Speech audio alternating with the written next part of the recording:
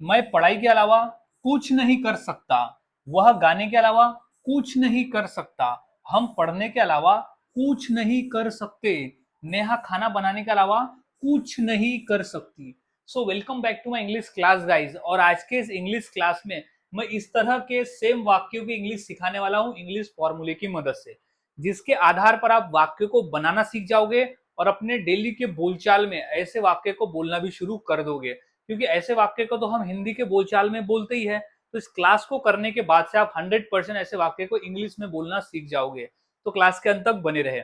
और हाँ गाइज, मैंने ऐसे ही 300 इंग्लिश सेंटेंस फॉर्मूला भी आपके लिए तैयार किया है, जिसके आधार पर इसी तरह के 300 वाक्यों की इंग्लिश है जो हम रोजाना बोलते हैं। ऐसे वाक्य को आप फॉर्मूले से कैसे बना सकते हो, किस तरह से बना सकते हो, ये फॉर्मूले के साथ में मैंने इस पीडीएफ में आपको समझाया हुआ है, अपने कोर्स में समझाया हुआ है, जिसके आधार पर आप वाक्य को इंग्लिश में बनाना और उसे अपने रोजाना के बोलचाल में बोलना शुरू कर दोगे।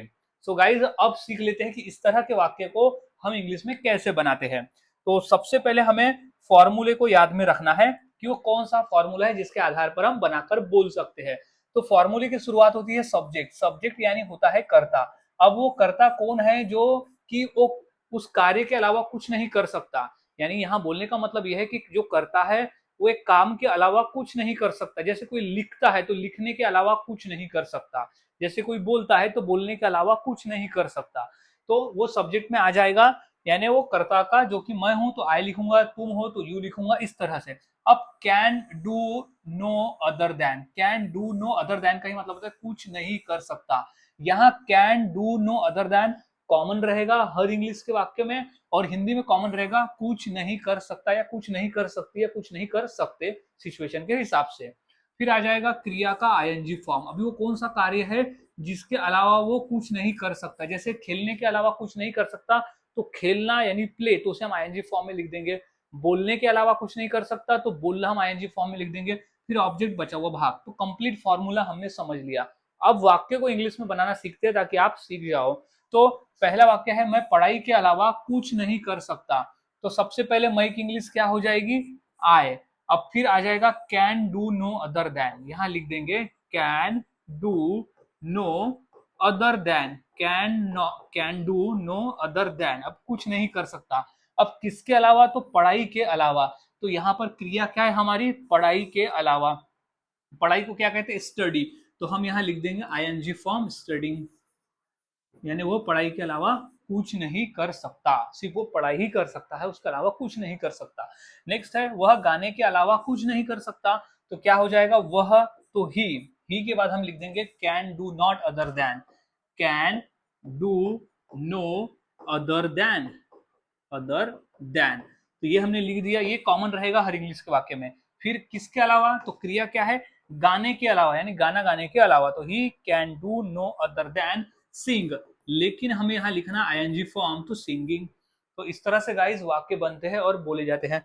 कुछ और वाक्य, हम पढ़ने के अलावा कुछ नहीं कर सकते, हम पढ़ने के अलावा सकते, हम पढ़ने के अलावा कुछ नहीं कर सकते। तो हम की इंग्लिश आ जाएगी वी।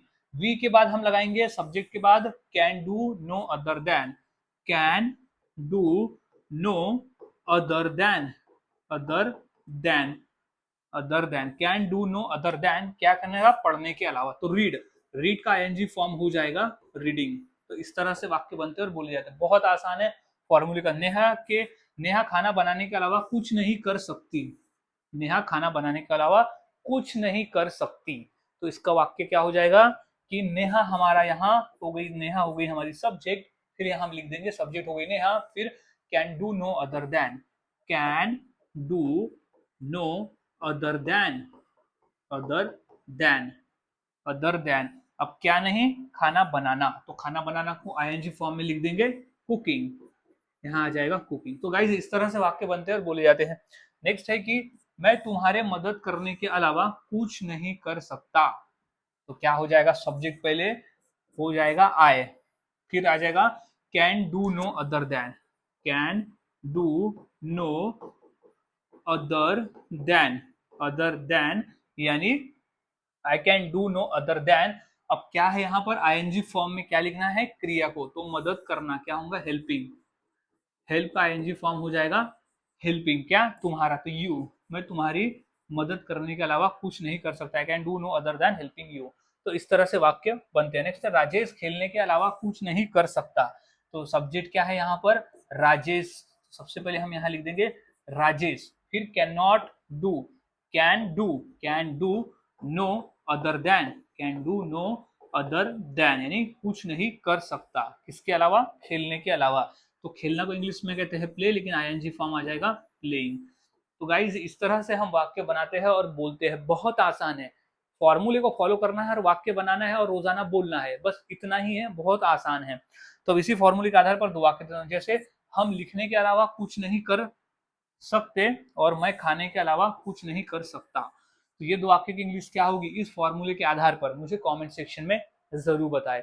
प्रैक्टिस करें, जितना प्रैक्टिस करोगे उतना आसान और उतना ही आसानी से आप वाक्य को बनाना सीख जाते हो। तो मिलता हूं अब अगली क्लास में।